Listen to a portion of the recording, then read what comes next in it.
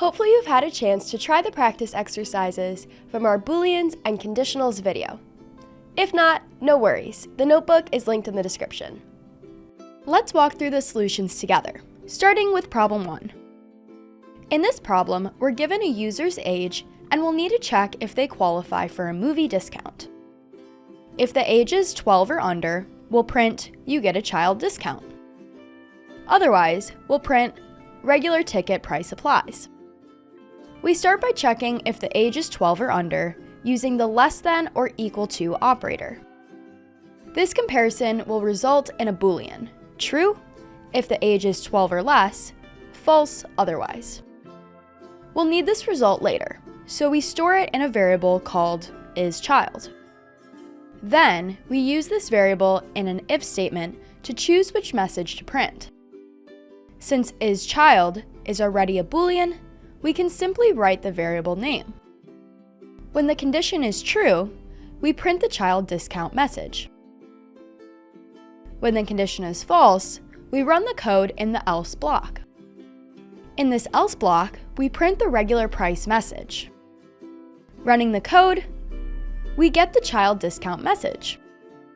This makes sense because 10 is less than or equal to 12, so isChild is true. If we change the age to 15 and run it again, we get regular ticket price applies instead. In this case, isChild was false. Great, on to problem 2. In this problem, we're given a password, and we need to check if it's strong enough.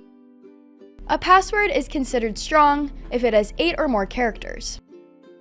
If it's strong, we'll print password is strong. Otherwise, we'll print password is too weak.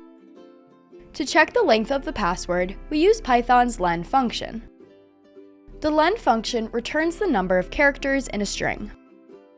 We can check the password's length directly in the if statement, comparing it to our threshold of 8 characters. If it's 8 or more, we print password is strong. Otherwise, we print password is too weak. Running the code, we got password is too weak, which is correct because ABC123 has only 6 characters. If we change the password to something longer, like secure pass 2024, and run it again, we get password is strong, since it has 14 characters. Awesome, let's move on to the final problem. In this problem, we're given a current temperature and a desired temperature, and we need to build a simple thermostat program.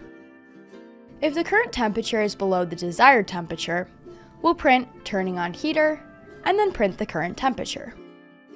If not, we'll print temperature is comfortable, and then print the current temperature. After the if-else block, we'll always print thermostat check complete. To check if it's too cold, we compare the current temperature to the desired temperature using the less than operator. We'll assign the result of this comparison to a variable. Then we'll use that variable in an if statement to decide what action to take.